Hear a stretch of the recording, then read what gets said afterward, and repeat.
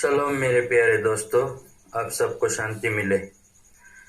मैं आपको एक बहुत ही कंट्रोवर्शियल सब्जेक्ट पे बात करना चाहूँगा, और वो ये है कि क्या एक ईसाई को शुद्ध पवित्र बनने के लिए पवित्र भोजन करना जरूरी है या नहीं।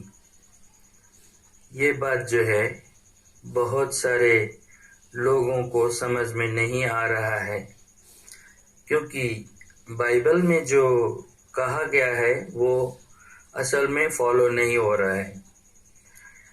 मैं आपको बाइबल के पदों के अनुसार, उदाहरण के अनुसार समझाऊंगा, और कौन कौन से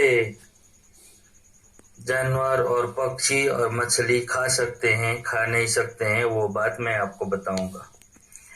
पहला उदाहरण मैं दूंगा, जब सर्वशक्तिमान पिता ने नोआ को बोला कि जहाज बनाओ और मैं जल प्रलय से इस संसार को खत्म करने वाला हूँ, क्योंकि मनुष्य का जो पाप जो है बहुत ज्यादा बढ़ चुका है। तो उसमें नोआ ने जहाज बनाया, और जहाज में पिता ने आज्ञा दिया कि एक एक जोड़ा अशुद्ध जीव जंतुओं में से और एक एक जोड़ा जो है शुद्ध जंतुओं में से तुम्हारे जहाज में रखो। ऐसा ही किया गया। तो वहां पर जब अशुद्ध शुद्ध अशुद्ध शुद्ध बोल के वहां पर बोला गया, तो आप समझ सकते हैं कि कितनी जरूरी बात है। शुद्ध अशुद्ध बोल के पिता समझा रहे हैं। जब हम आगे आते हैं तो लेवी के 11वें अध्याय में बोला गया है 7 और 8 पद में, तुम सूअर मत खाना क्योंकि ये तुम्हारे लिए अशुद्ध है, और उसके लाश को छूना भी नहीं। अगर किसी ने छुआ गलती से तो शाम तक तुम अशुद्ध होके रहना। मेरे प्यारे भाइयों और बहनों, सूअर में जितने भी बहुत खतरनाक बैक्टीरिया होते हैं, तो रोगाणु होते हैं, उन सबों को छूने से हमारे शरीर में पूरे हमारे शरीर के सेल्स को वो लोग आकर के अटैक करते हैं। ऐसे बैक्टीरिया उसमें रहते हैं। तो इसलिए पिता ने कहा उसके लाश को मत छुओ। आज लोग खाते हैं, और सूअर में जितने भी गंदगी और बैक्टीरिया भरे पड़े रहते हैं, टेपवर्म, पोर्कवर्म भरे रहते हैं, वो इंसान को पता नहीं है। उससे इंसान को कितना बड़ा मृत्यु तक का जोखिम उठाना पड़ता है। मृत्यु तक देता है सूअर इंसान को, लेकिन इंसान समझना नहीं चाहता है। वो कितना गंदगी खाता है। वैसे ही बहुत सारे ऐसे जानवर हैं जो पिता ने मत खाओ बोला है, और मछली भी, हर एक प्रकार की मछली नहीं खानी है, और जानवर भी नहीं खाना है, पक्षी भी नहीं खाना है। जो शुद्ध पक्षी है वो खाओ, जो अशुद्ध पक्षी है मत खाओ। लेवी 11 के पूरे अध्याय में पढ़ोगे तो आपको पता चलेगा। उसके बाद में हम देखते हैं मसीह ने एक उदाहरण दिया है नया नियम में, कि लूका के 11 के 11 और 12 पद में, तुम में से कौन है जो तुम्हारा बेटा अगर मछली मांगेगा तो सांप देगा, और अंडा मांगेगा तो बिच्छू देगा। तो यहाँ पर मसीह ये कह रहे हैं कि सांप जो है खाने वाली चीज नहीं है, और मछली के तुलना में वो खाने वाली चीज नहीं है। इसीलिए वो कहते हैं कि तुम में से कौन है जो बेटा मछली मांगता है तो उसको सांप देगा, और अंडा मांगता है तो उसे बिच्छू देगा। आज लोग बिच्छू भी खा रहे हैं और सांप भी खा रहे हैं।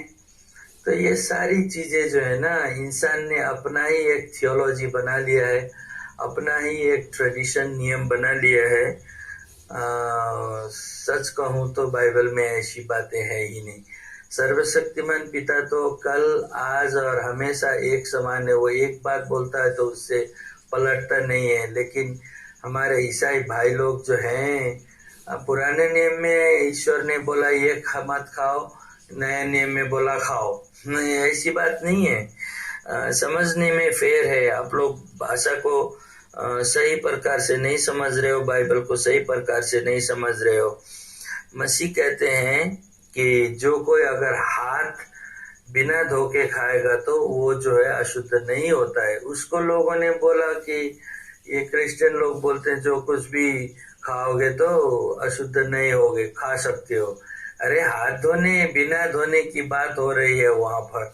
और पतरस का जो दर्शन है वो तो एक अन्य जाति को भी मैंने ही बनाया है, कर्नेलियस भी मेरा ही सृष्टि है, इसलिए उसको अशुद्ध मत बोलो बोल के, ये आत्मिक मीनिंग है, एक दर्शन है, ये विजन है। विजन के बारे में बोला तो ये पास्टर्स रेवरेंड लोग जो है खाने पीने के बारे में ले गए, ये गलत है, सही नहीं है।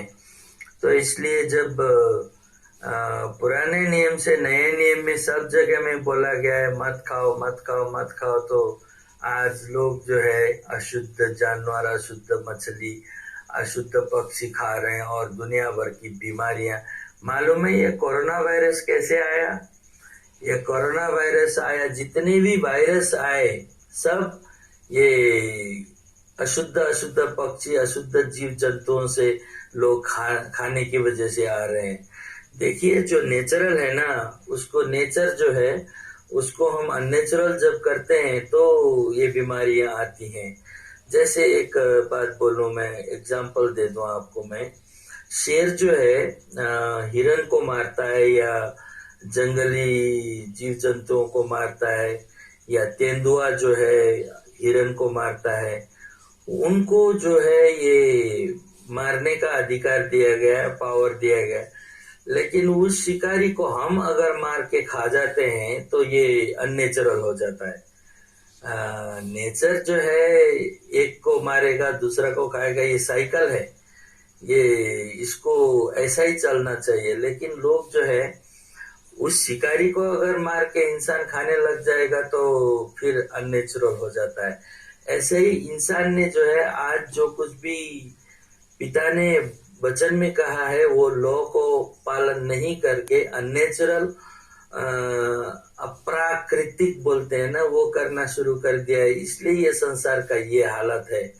मेरे प्यारे भाइयों और बहनों, ईसाई भाइयों और बहनों, आप लोग समझ जाइए, सर्वशक्तिमान पिता ने ये लॉ जो है, ये व्यवस्था जो है आपको और हमारे लिए ही बनाया है और दिया गया है। आपको मालूम है दानियल ने क्यों राजा का शाही भोजन ठुकरा दिया? क्योंकि वो अशुद्ध था, वो खा करके अपने शरीर को अशुद्ध नहीं करना चाहते थे। वो एक बहुत ही अच्छे यहूदी विश्वासी थे। आज आप और हम भी एक विश्वासी हैं। हमको अशुद्ध भोजन करके अपने शरीर को अशुद्ध नहीं करना है। नीति वचन उसके 28:9 में अगर आप पढ़ोगे तो जो कोई भी व्यवस्था नहीं मानता है, आज्ञा नहीं मानता है, उसकी प्रार्थना जो है सर्वशक्तिमान पिता को घृणित ठहरती है। बाप रे, आप और हम अगर उसकी आज्ञाओं को नहीं मानेंगे तो हमारी प्रार्थना उनके सामने घृणित ठहरती है। तो कैसे हम विश्वास करें कि हमारी प्रार्थना सुनी जाती है? हम अशुद्ध भोजन खाते हैं, अशुद्ध जीव जंतु खाते हैं, अपने शरीर को अशुद्ध करते हैं और हम दुआ करते हैं, हे सर्वशक्तिमान पिता इसको शुद्ध कीजिए, पवित्र कीजिए। अरे ऑलरेडी उन्होंने अपवित्र बोल दिया है, तो कैसे हम बोल सकते हैं इसको पवित्र करो? तो यही सारी बातें हैं, हम उनकी आज्ञाओं को उल्लंघन करते हैं और उसके बाद में हम जो है उनके आज्ञाओं को नहीं मानते हैं। इसलिए दुनिया भर की बीमारियों से ग्रसित हैं हम। इसलिए हम जो है होशियार होना है, अपने शरीर को पवित्र शुद्ध रखना है। जो जानवर, जो पक्षी, जो मछली खाओ बोला है वही खाना है, मत खाओ बोला वो नहीं खाना है, क्योंकि उनमें 1000 प्रकार के बीमारियां छुपे रहते हैं। साइंस ने भी प्रूफ कर दिया कि अशुद्ध जीव जंतुओं में बहुत सारे बैक्टीरिया, बहुत सारे वायरस पाए जाते हैं। तो इसलिए होशियार हो जाइए, आप बाइबल के वचनों को माने, शुद्ध भोजन करें और अपने जीवन को शुद्ध रखें, शरीर को शुद्ध रखें। मैं आपको बहुत सारे शुद्ध अशुद्ध जीव जंतुओं के फोटो दिखाऊंगा, वो देखें और उसी अनुसार आप खाएं पिएं और सर्वशक्तिमान पिता की बड़ाई करें। धन्यवाद। शालोम। आपका मित्र बेन्याहू, बेंगलोर से।